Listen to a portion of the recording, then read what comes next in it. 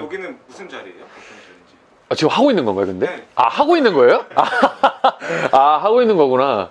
지금 오늘은 이제 제가 입대하기 전에 팬분들을 만나고 가고 싶어가지고 팬미팅 자리를 좀 간소하게 마련했고요. 근데 입대 이틀 전이면은 되게 소중한 시간인데. 그래서 고민을 좀 많이 했었는데 저한테는 좀 팬분들에 대한 의미가 되게 커서 할 수 있는 게, 해줄 수 있는 게 이런 거밖에 없고, 가기 전까지는 좀 팬분들을 위해서 시간을 좀 쓰고 가자. 현역이면 네. 왜 웃음이 나오면 안 되는데 왜 이렇게 웃어? 주변에 많은 분들이 즐거워하시더라고요.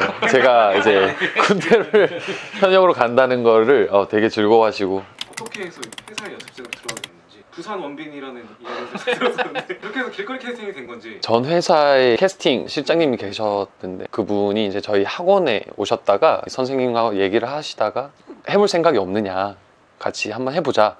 근데 거절했죠. 처음에는 거절하고 저는 그럴 생각이 없습니다, 아이돌이 될 생각도 없었기 때문에 저는 안 할래요. 또 연락이 한번 오신 거예요. 한번 올라오지 않겠냐, 오디션을 봐라. 근데 그때도 또 거절을 했죠. 저는 그럴 생각이 없습니다. 너무 재밌었거든요. 그리고 부산에서 그러다가 이제 마지막에 한 번 더 내려오신 거예요. 그때 이제 제가 19살이었거든요 너가 지금 여기서 이러고 있으면 또 군대를 가야 되고 뭐 그렇게 유혹을 하시더라고요. 혹했죠. 그렇구나. 그러면 일단 한번 올라가겠습니다 해서 또 서울 가서 또 오디션을 봤어요. 심지어 그때 서울을 처음 혼자 가보고 지하철을 막 몇 번 갈아타고 길을 잃어가지고 내렸는데 비가 오는 거예요. 우산이 없는데 비 맞고 축축축 해서 오디션을 봤는데, 그런 진지한 자리는 처음이어가지고 너무 떨려서 완전 말아먹었죠. 완전 말아먹고 가는데 캐스팅 실장님 우산을 하나 주시더라고요. 비 오니까 감사합니다 이러고 힘든 마음으로 이제 나가는데 우산을 폈는데 우산이 또 심지어 고장난 우산이더라고요. 오늘 뭐 안 되는구나 하고 기차를 타고 가는데 선생님한테 전화 오더라고요. 대현아, 됐다. 펑펑 울었죠. 펑펑 울고 옆에 이제 아주머니가 애를 안고 계셨는데 갑자기 옆에 남자애가 우니 바나나 우유를 하나 주시더라고요. 감사합니다 이러면서. 몰랐죠. 전 떨어질 줄 알았는데 기뻐서 운 게 아니라 이별을 해야 된다는 생각에 울었던 것 같아요. 그만큼 좀 부산에 대한 애착이 있었어요, 사람들한테. 데뷔하기 전에 연습생 시절 좀 어떻게 보냈는지. 저는 연습생 생활을 좀 길게 안 한 편이에요. 한 4개월 정도 하고 데뷔를 하게 됐었는데, 저희 멤버들 5명은 이미 만들어져서 한 1년 가까이 연습을 하고 있던 상황이었고, 제가 뒤늦게 이제 들어와서 이제 메인 보컬로 합류를 하게 됐던 건데, 초반에는 기싸움도 엄청 심했고 5명이서는 계속 누군가 왔다 가고 왔다 가고 왔다 가고 그랬던 거예요. 그러니까 저한테 그런 얘기를 했었어요. 넌 언제 나갈 거니? 근데 또 제가 약간 부산에서 한참 거칠게 살다가 와가지고 만만한 놈은 아니야. 막 싸우려고 들었죠, 처음에는. 그래서 초반에는 되게 많이 울었죠. 울기도 하고 싸우기도 하고 신경전도 하고, 그래서 더 열심히 하려고 엄청 노력했고 진짜 악으로깡으로 버텼고, 친구들한테 막 이제 회사 전화로 몰래 진짜 속마음으로는 그랬죠. 진짜 나 죽고 싶다고 나 너무 힘들다고 막 울면서. BAP 시절 기억에 남고 진짜 행복하다 막 이랬을 때도 있을 것 같은데.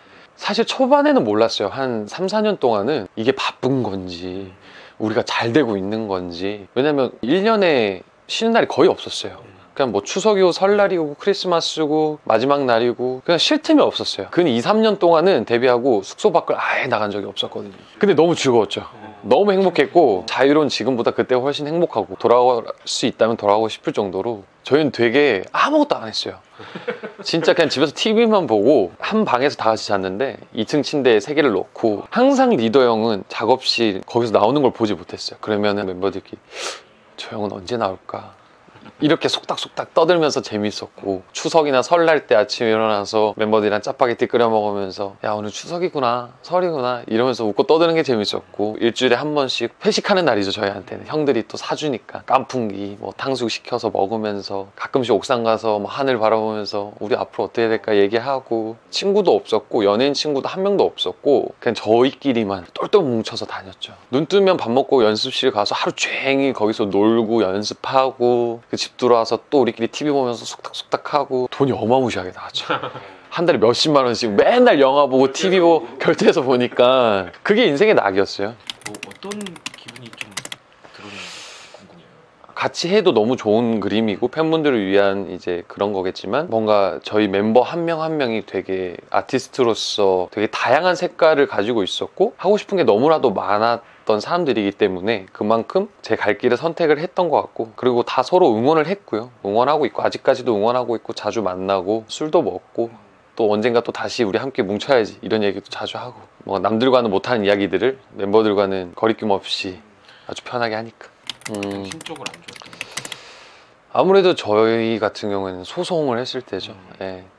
그때 당시에는 저희 6명이서 함께 뭉치긴 했지만 그렇게 소송을 하면서 긴 공백기를 가졌었고 팬분들을 좀 더 바라보지 못했던 거죠. 어떻게 보면은 저희의 우선이 먼저 중요했을지도 모르겠어요. 근데 그때 당시에는 너무 불합리하다 라는 생각들을 많이 가졌던 시기고 궁금증과 모르는 게 너무 많고 항상 위태위태한 시기라고 생각을 하거든요. 어른들의 뭔가 실수 또는 잘못이라고 생각을 해요. 저는 그냥. 그래서 나는 그런 어른이 되지 말아야지. 좋은 어른들도 많이 계시지만 어떻게 보면 우리를 좀 상품화해서 이야기를 한다거나 그런 쪽으로만 바라보는 분들도 간혹 계시기에 그런 시스템들이 좀 더 올바르게 잘 흘러갔으면 좋겠어요. 그런 일들이 있으면서 본인도 정말 힘들었겠지만 네. 팬분들한테 좀 미안한 마음도 되게 많이 들었을 것 같아요. 그거는 너무 많아서 늘상 미안하죠, 솔직히. 물론 우리가 다 선택한 거고 아까 말씀드렸던 어른들의 탓만도 할 수는 없는데 우리의 잘못도 분명히 이제 있기 때문에 팬분들이 바라봤을 때는 아무것도 모르다가 갑자기 우리가 갑자기 사라지거나 갑자기 쉬거나 이런 거를 바라봤다라는 걸 생각했을 때는 너무 미안하죠.